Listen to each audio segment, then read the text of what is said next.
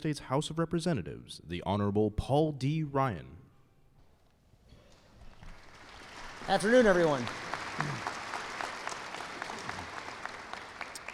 Ladies and gentlemen, good afternoon and welcome to the United States Capitol. And I want to thank you for braving the elements to get here. Since America's earliest days, every Congress has had this very happy privilege to present a gold medal in recognition of extraordinary deeds. There is no higher honor that we can bestow here in Congress. Today, pursuant to S. 2234, we will present the medal to the members of the Office of Strategic Services for their indispensable contributions to victory in World War II.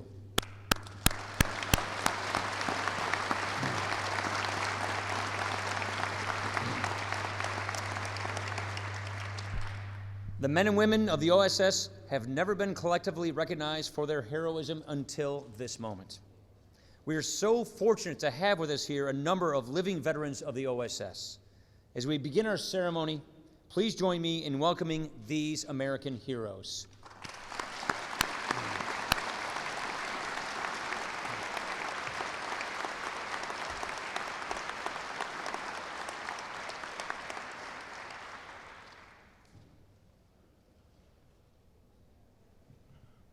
Ladies and gentlemen, please stand for the presentation of the colors by the United States Armed Forces Color Guard, the performance of our national anthem, and the retiring of the colors.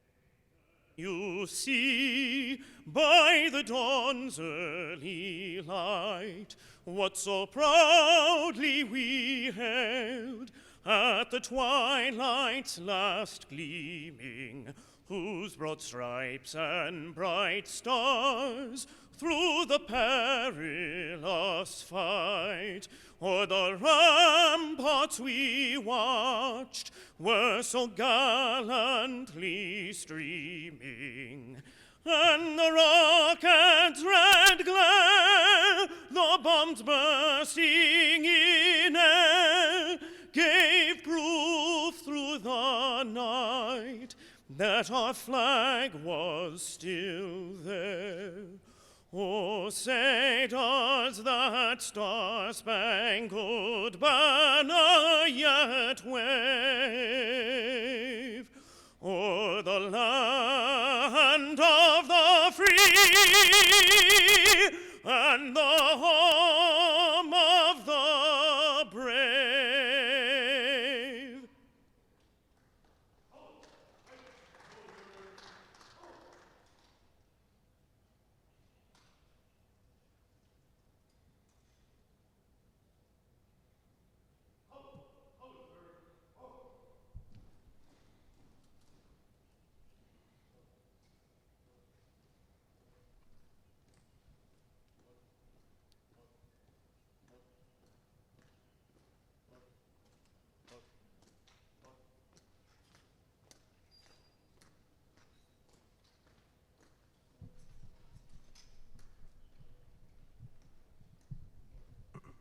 Ladies and gentlemen, please remain standing as the Chaplain of the United States Senate, Dr. Barry Black, gives the invocation.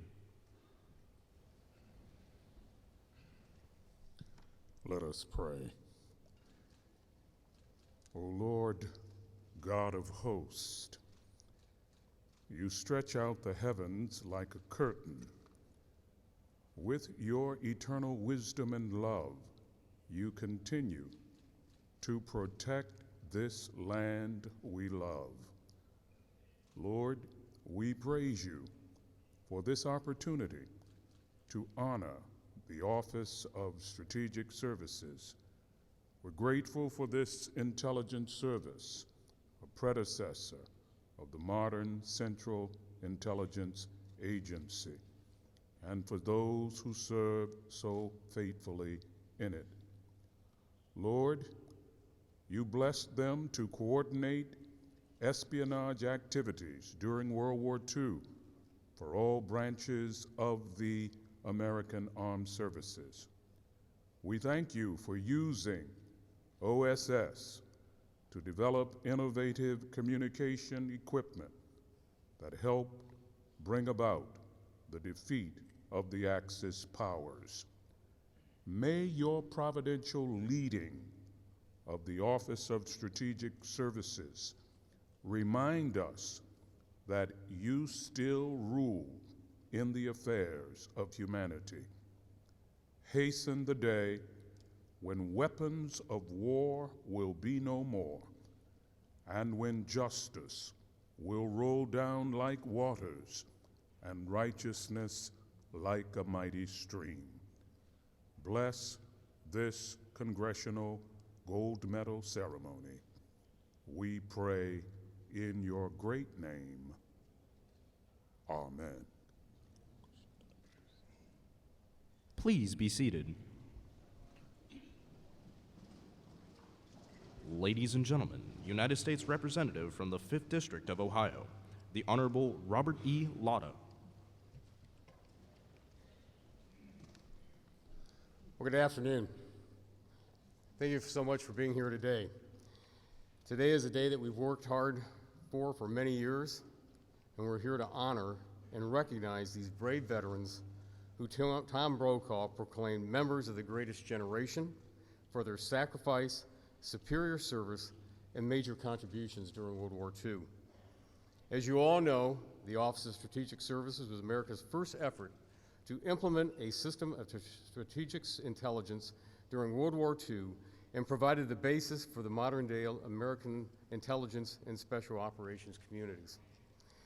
Under the leadership of OSS founder, General William J. Wild Bill Donovan, the OSS conducted acts of great bravery and accomplished feats of which many would have deemed impossible during the war, and their efforts were another factor in the Allied victory in World War II.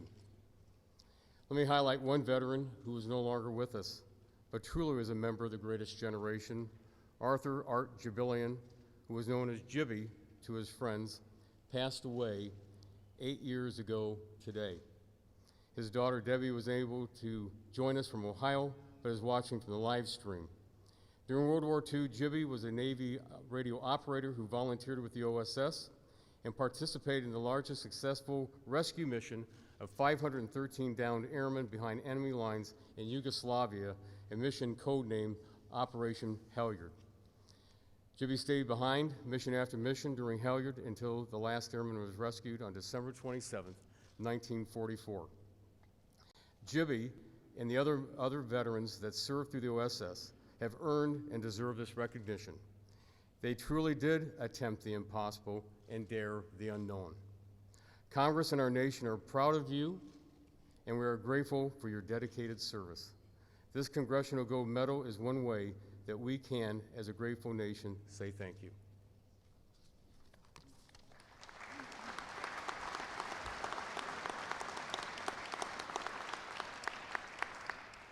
Ladies and gentlemen, United States Representative from the 9th District of Ohio, the Honorable Marcy Kaptur.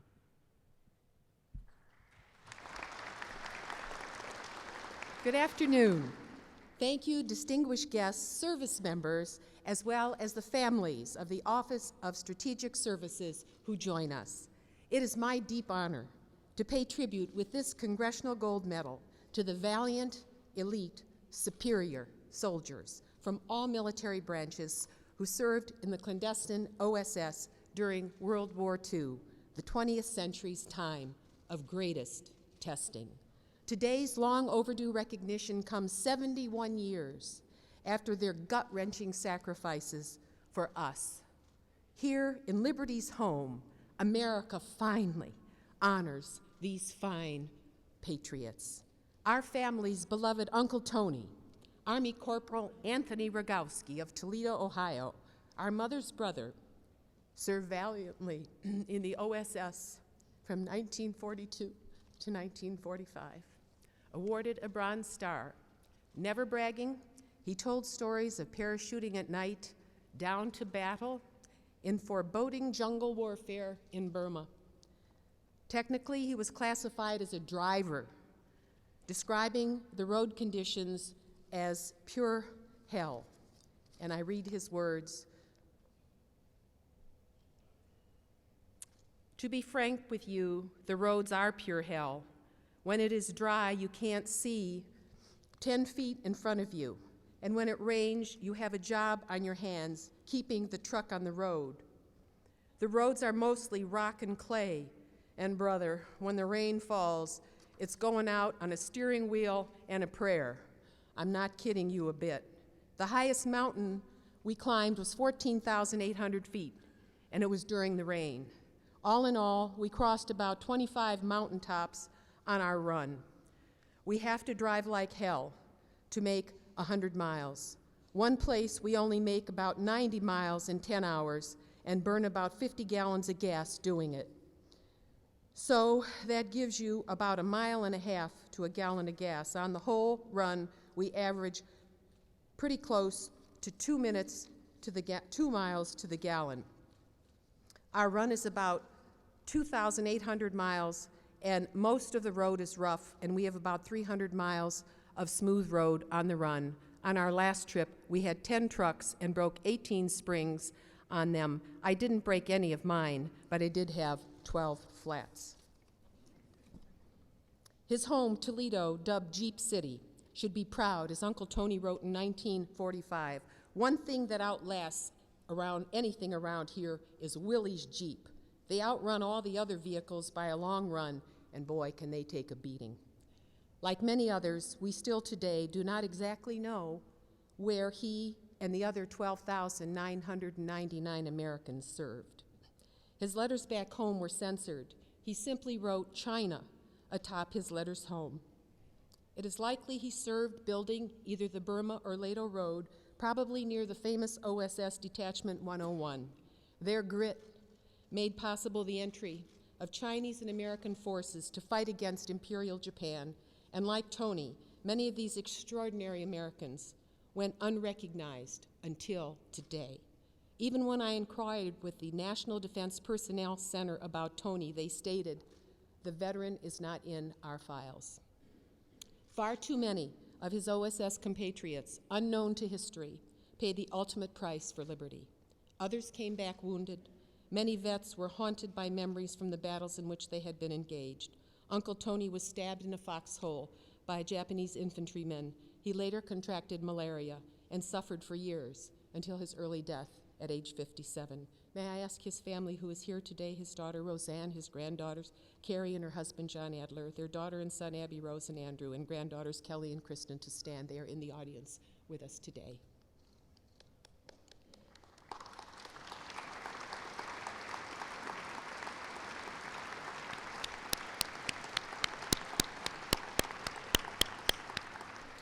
As we elevate these valiant warriors of the OSS into their deserving place in history, may the envisioned OSS Museum allow for their full expression by our grateful nation. Today we officially imbue American history with fuller meaning.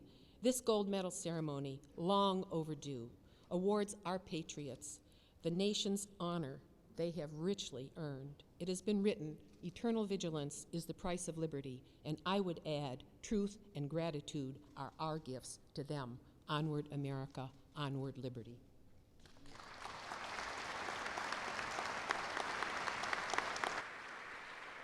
Ladies and gentlemen, United States Senator from Missouri, the Honorable Roy Blunt. Thank you all. Well, I guess we shouldn't be surprised that a little weather wouldn't keep the veterans of the OSS away today, or their family and their friends. So many challenges met in so many wonderful ways. It's great for us and an honor for us to be here with you to recognize what you did, to remember what you did. It was certainly a privilege for me to be able to be one of the co-sponsors of the Congressional Gold Medal, along with my friend Senator Warner and my former House colleagues, Congressman Latta and Congresswoman Chapter. You know, its peak, the OSS had about 13,000 people in late 1944. Its founder, Wild Bill Donovan, who, by the way, will be celebrated in song as only Mark Russell could celebrate someone in song. But Wild Bill Donovan said that the OSS personnel conducted some of the bravest acts of the war. And when you think about what the OSS was asked to do, what several of you were able to do, the establishing an intelligence network behind enemy lines, developing resistance and rescue efforts that saved lives and frankly shortened the war, mercy missions after the war to try to get to POW camps and to access prisoner camps before anybody else got there, to be sure that the right things happened as people were leaving those camps and leaving the prisoners that they had held in many cases for so long. Clearly the OSS, the forerunner of the CIA, 4 of the directors of the CIA were members of the OSS: Alan Dulles, Richard Helms, William Colby, William Casey, all learned what they practiced in such an effective way as members of the OSS. Other members, Arthur Goldberg, who served on the Supreme Court, Arthur Schlesinger Jr., the historian, John Ford, the filmmaker. You wouldn't want to leave out Julia Child, as it turns out, a unique part of the OSS history, and William Clark, who will speak today, and others who are here today to be honored. Vigilant in a dangerous world, that area of vigilance, that willingness to dare to do great things to defend liberty is found nowhere better in the history of our country than the OSS. And again, what a privilege for us to be here to honor this institution and those people who served in it, who are here today, their families and their friends.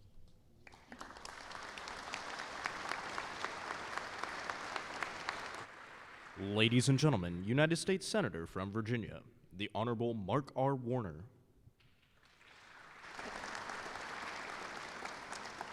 It is also an honor for me to join with my colleagues to honor the men and women who made up the OSS. And as my friend Roy Blunt said, even if the federal government shut down and all the schools shut down today, you guys are all still here.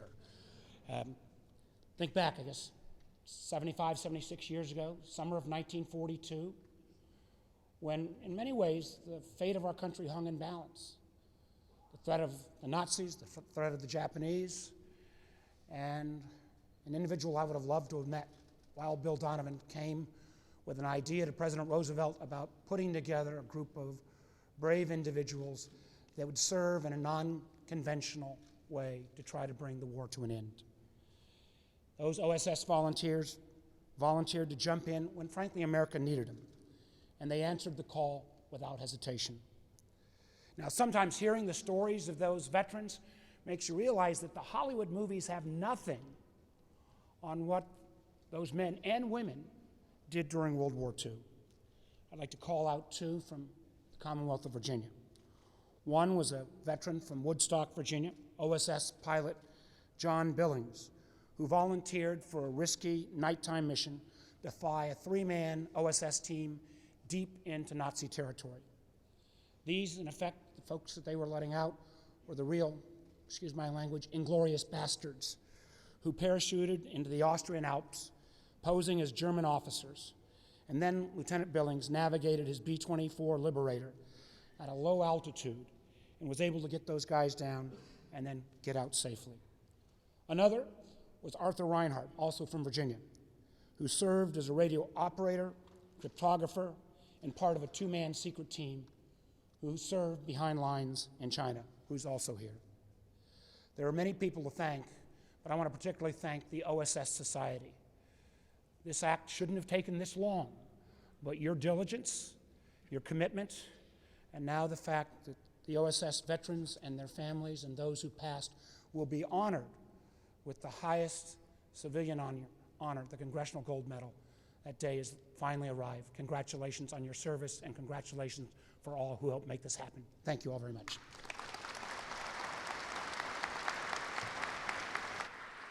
Ladies and gentlemen, political humorist Mark Russell.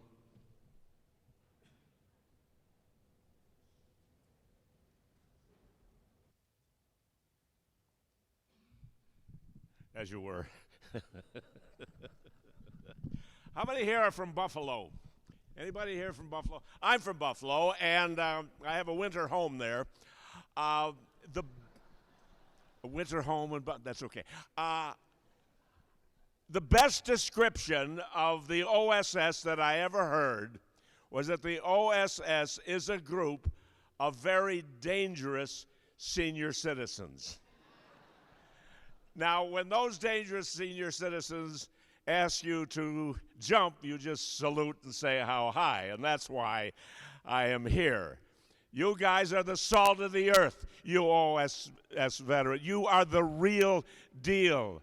I've overheard your conversation a little while ago, right? Well, in the old days, we would have taken out Assad by now. Yes, indeed. And so, I am here to honor a man from Buffalo. And long before Tim Russert or Jack Kemp or me, there was this man. And I've done nothing. I was in the Marine Corps. Yes, it was during the Korean War, the forgotten war. I never forgot. I was wounded in that war. It was in Tijuana, but I was wounded. So I have nothing. I have nothing to brag about. I'm here to salute the man. General William J. Donovan. He was known as Wild Bill. An Irish lad from Buffalo with a mission to fulfill. He won the Medal of Honor in the First World War, but that was just a rehearsal for what would be in store.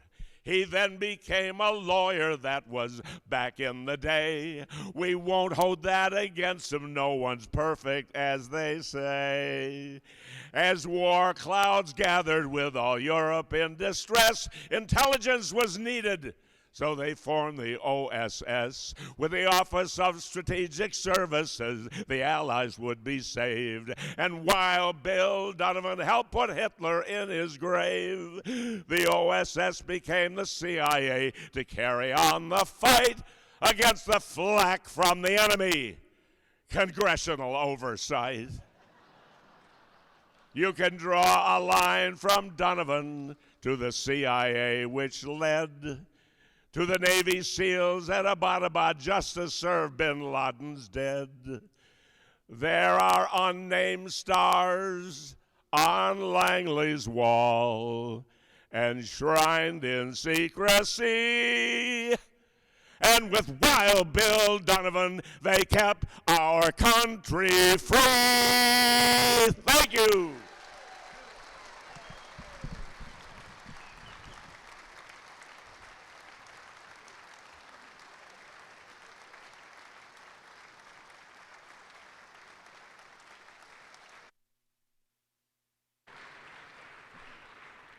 Ladies and gentlemen, the Democratic leader of the United States House of Representatives, the Honorable Nancy Pelosi.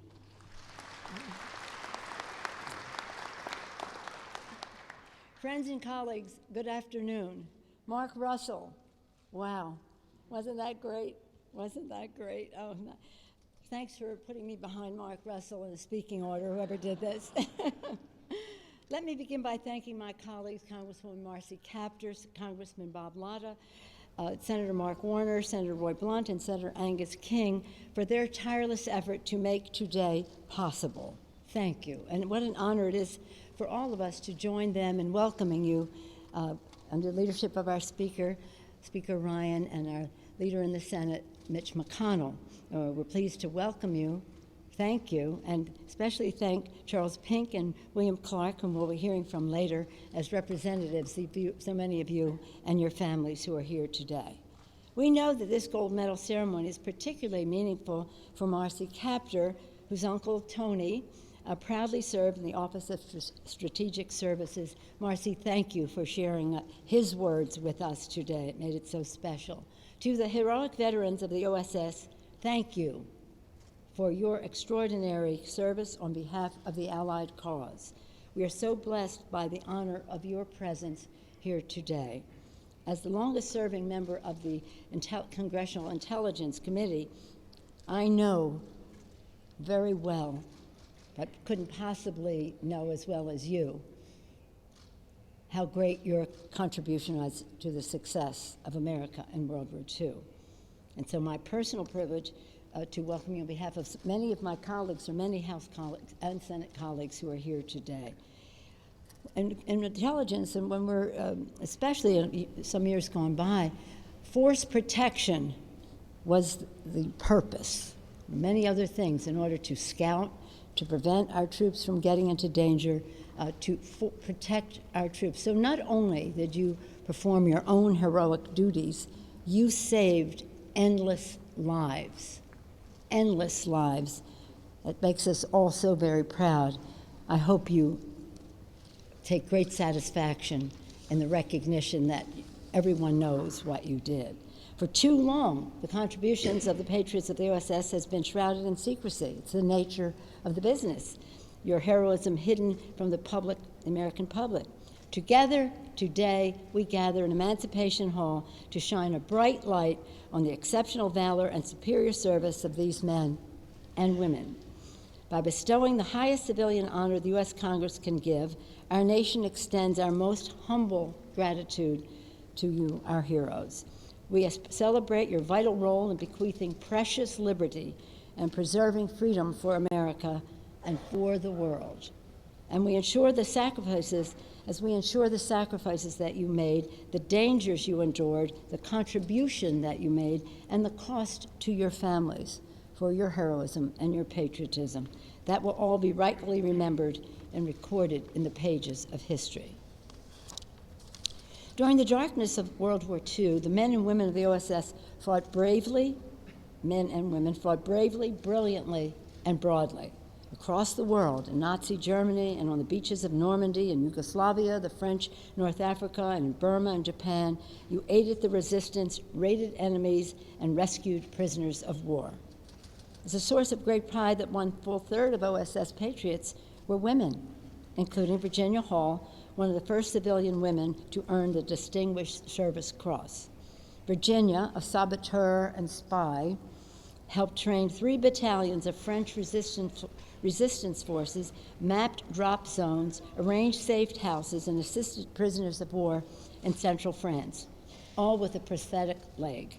Her exceptional energy, ingenuity, and courage were a testament to this truth, that intrepid women were vital to the Allied victory.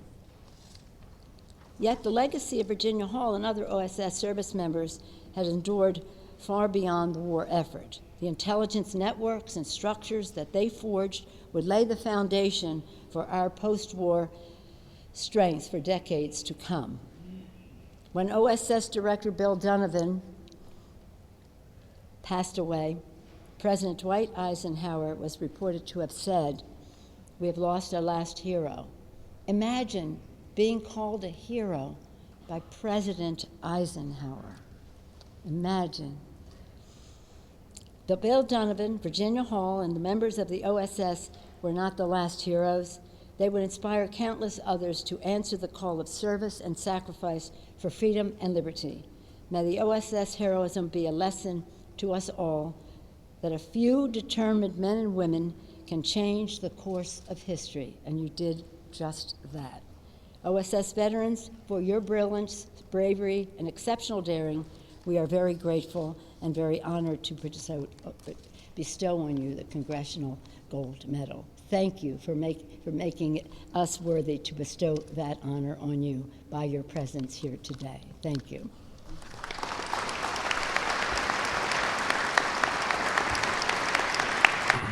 Ladies and gentlemen, United States Senator from Maine, the Honorable Angus S. King, Jr.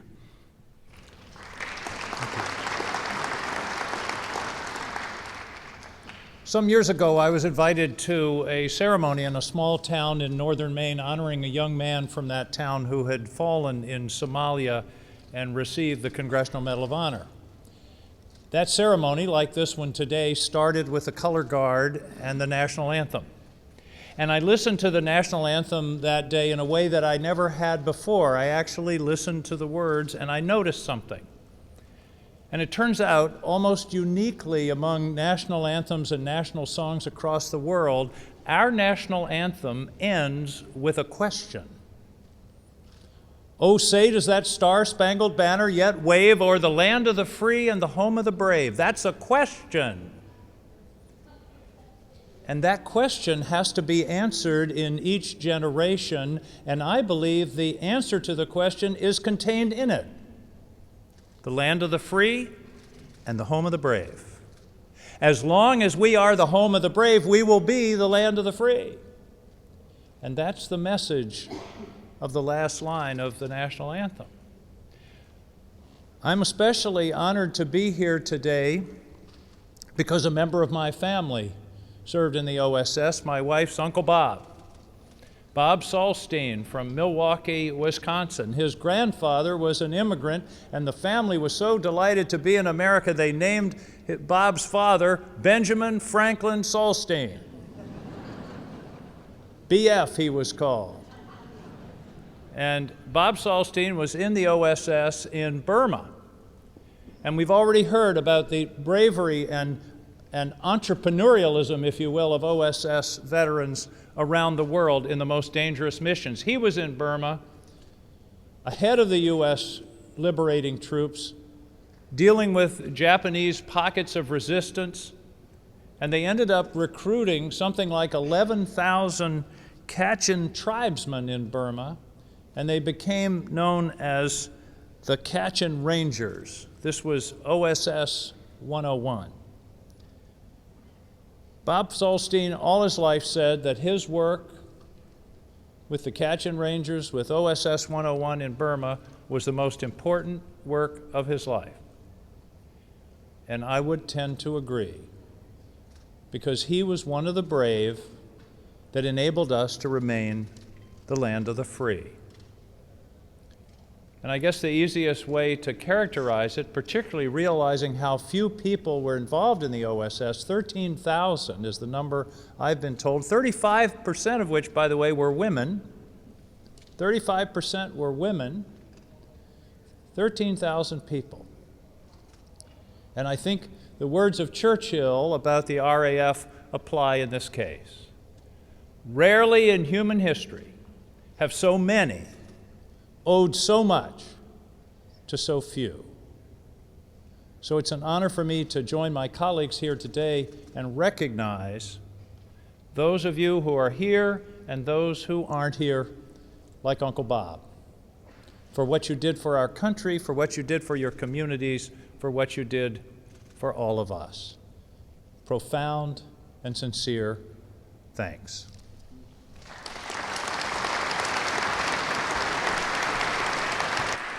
Ladies and gentlemen, the Majority Leader of the United States Senate, the Honorable Mitch McConnell.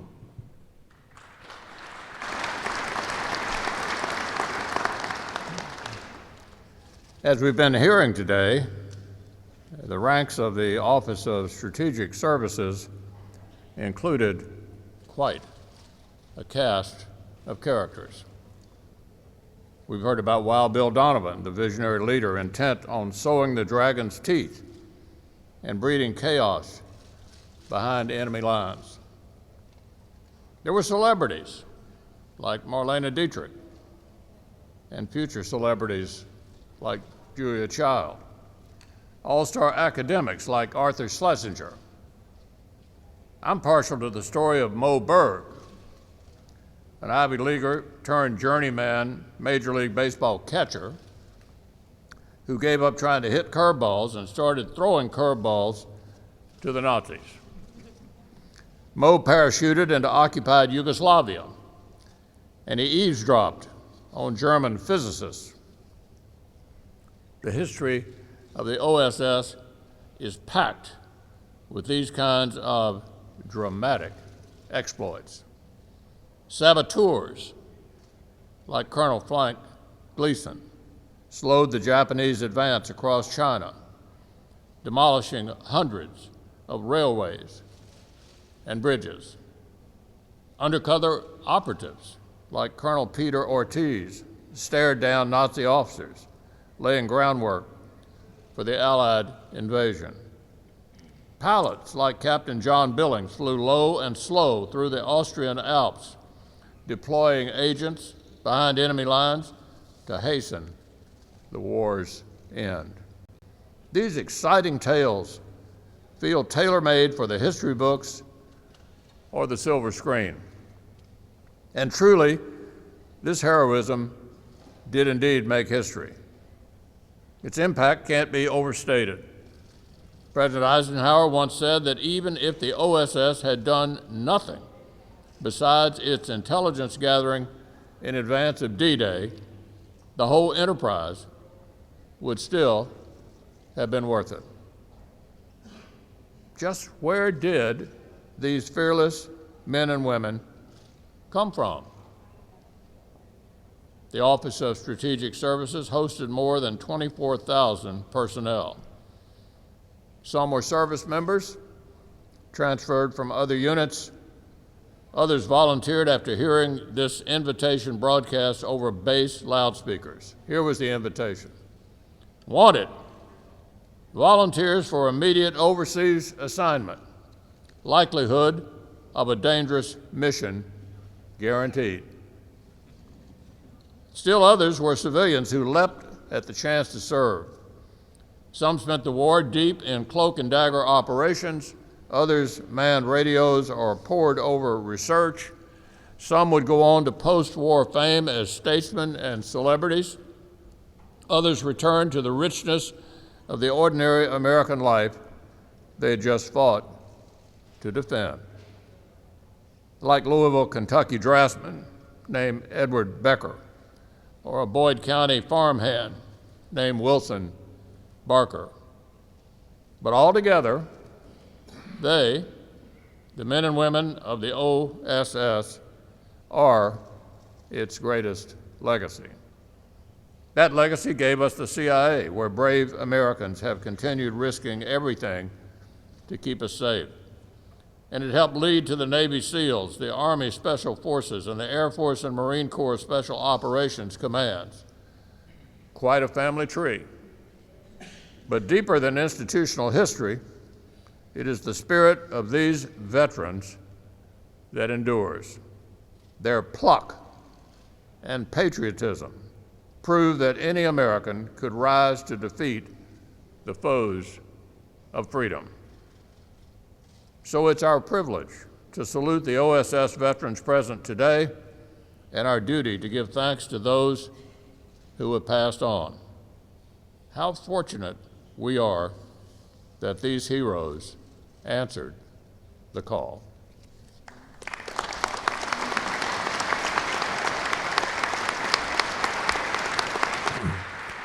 Ladies and gentlemen, the Speaker of the United States House of Representatives, the Honorable Paul D. Ryan.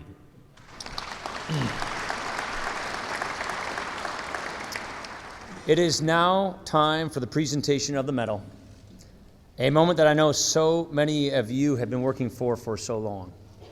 It's really incredible, isn't it?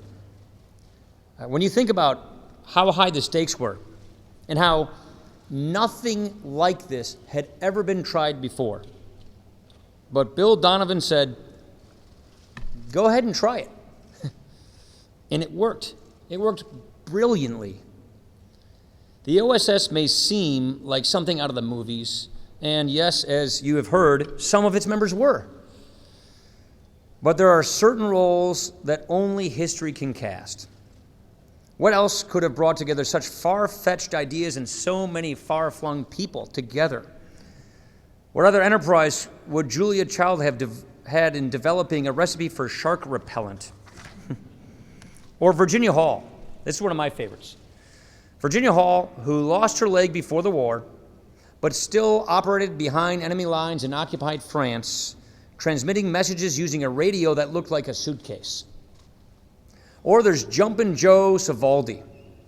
He played for Knute Rockne at Notre Dame. And Jumpin' Joe Savoldi was tasked with extracting secret Nazi documents from Rome. For all the household names, there are countless, countless other names that we will never know. All of these patriots worked to protect America and democracy itself.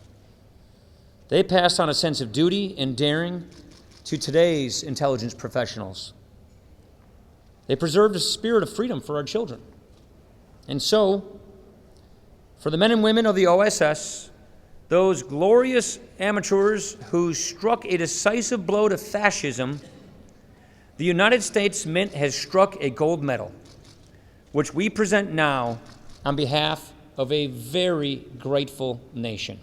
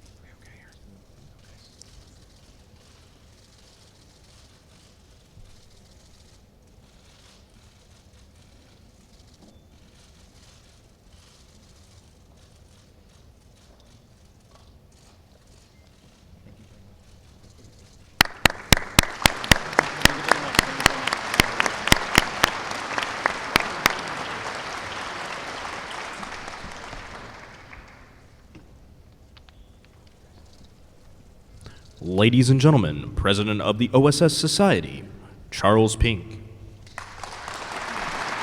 Thank you. Thank you very, very much. I'm going to reveal a secret today that's been kept since World War II, what the initials OSS stand for. Oh, so snowy. I'd like to thank the congressional leadership, the bill's sponsors, and 393 co-sponsors for making this historic day possible. And I want them all to know that you've made a lot of people extremely happy and nobody unhappy, which in Washington doesn't happen that frequently. So thank you very much. No one would have been more pleased by this recognition of the OSS than its founder, General William Donovan, who, as Senator Blunt pointed out, said OSS personnel performed some of the bravest acts of World War II. And we're honored to have so many leaders from the defense, intelligence, and special operations communities here today to celebrate. I'd like to thank the U.S. Mint for designing a beautiful gold medal, and the Airmen of Note and Mark Russell for providing today's music. I think it's important to remind Americans on this historic occasion that General Donovan, a conservative Republican, and President Roosevelt, a liberal Democrat, formed a close relationship when they created the OSS to defend the United States from the greatest threat it and the world has ever faced. They established the principle that our intelligence community must be apolitical and bipartisan, which is just as important today as our nation faces myriad threats. It's my honor to accept this medal on behalf of the men and women of the OSS, including my father, Dan Pink, who served behind enemy lines in China. At the final gathering of OSS personnel on September 28, 1945, General Donovan delivered the following speech. Men and women of OSS, we have come to the end of an unusual experiment. This experiment was to determine whether a group of Americans constituting a cross-section of racial origins, of abilities, temperaments, and talents could meet and risk and encounter with the long-established and well-trained enemy organizations. How well that experiment has succeeded is measured by your accomplishments and by the recognition of your achievements. You should feel deeply gratified by President Truman's expression of purpose of basing a coordinated intelligence service upon the techniques and resources that you have initiated and developed. This could not have been done if you had not been willing to fuse yourselves into a team that was made up not only of the scholars and research experts and of the active units and operations and intelligence who engaged the enemy in direct encounter, but also of the great numbers of our organization who drove our motor vehicles, carried our mail, kept our records and documents, and performed those other innumerable duties of administrative services without which no organization can succeed, and which, because well done, made our activities that much more effective. When I speak of your achievements, that does not mean that we did not make mistakes. We were not afraid to make mistakes because we were not afraid to try things that had not been tried before. All of us would like to think that we could have done a better job, but all of you must know that whatever the errors or failures, you've done an honest and self-respecting job. But more than that, because there existed in this organization a sense of solidarity, you must also have the conviction that this agency, in which you played a part, was an effective force. Within a few days, each one of us will be going to new tasks, whether in civilian life or in governmental work. You can go with the assurance that you have made a beginning by showing the people of America that only by decisions of national policy based upon accurate information can we have the chance of a peace that will endure. It's now my honor to introduce William Clark, who was a veteran of the OSS and CIA. During World War II, he served in India and in Ceylon with OSS Detachment 404.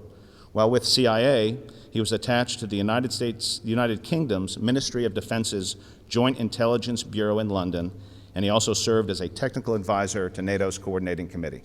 Mr. Clark.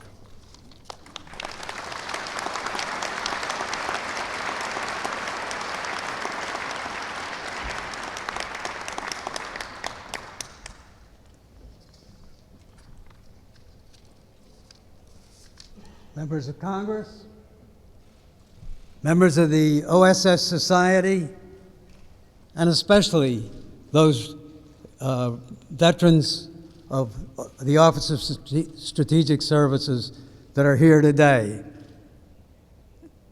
You've heard different numbers of the total people that were in the OSS.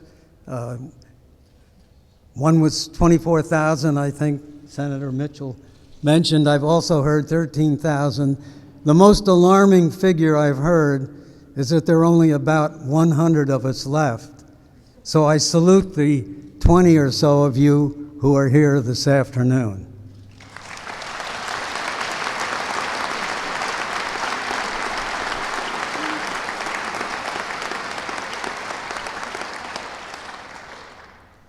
Calcutta, India, April 1945. I volunteered for what was described as a dangerous mission. Nothing else was said to me. After some initial vetting in Ceylon, I learned I was in Detachment 404 of the Office of Strategic Services, headed for an airdrop into northern Thailand. In addition to the usual weapons training, we were schooled in the collection of intelligence with the target of Japanese troop movements. The collection of intelligence was relatively new to me, but of great interest, and eventually led to my career in the Central Intelligence Agency. Fortunately for me, the jumping out of an airplane was aborted by the Japanese surrender. Looking back, President Roosevelt's charging of General Donovan's to create an organization capable of gathering intelligence and waging unconventional warfare in enemy-held territories was a necessity for good strategic planning. It's no surprise then that when the National Security Act of 1947 was enacted, it provided for the collection of intelligence by a centralized agency, the Central Intelligence Agency. It is now the 75th anniversary of the OSS, and our intelligence community has expanded exponentially, as have the threats to our great country. The time has come to commemorate those who have brought us to this point with the Museum of Intelligence and Special Operations. That endeavor is underway. In the museum, I hope that there will be a plaque explaining the singular characteristics demanded of those who walk the dangerous corridors of covert operations. Such an officer will ideally have a PhD and be able to hold his own in a bar fight. I think it is now safe to admit that as a 19-year-old high school graduate, an Army PFC who didn't drink and was too small to win a bar fight, that I may not have met these ideal standards. On behalf of my fellow OSS veterans here today and those that couldn't make it, we thank you for the honor bestowed on the Office of Strategic Services, and we thank you for this gold medal. The OSS spearhead continues to point the way forward. Thank you.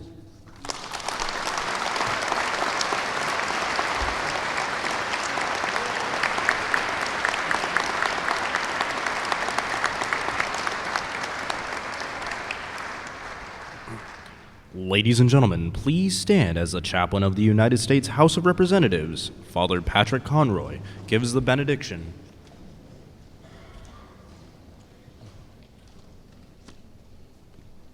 Let us pray. O Lord our God, we give you thanks for this day as we have remembered the men and women who served our nation and the hope of freedom for all of the world during World War II as founding members of the Office of Strategic Services.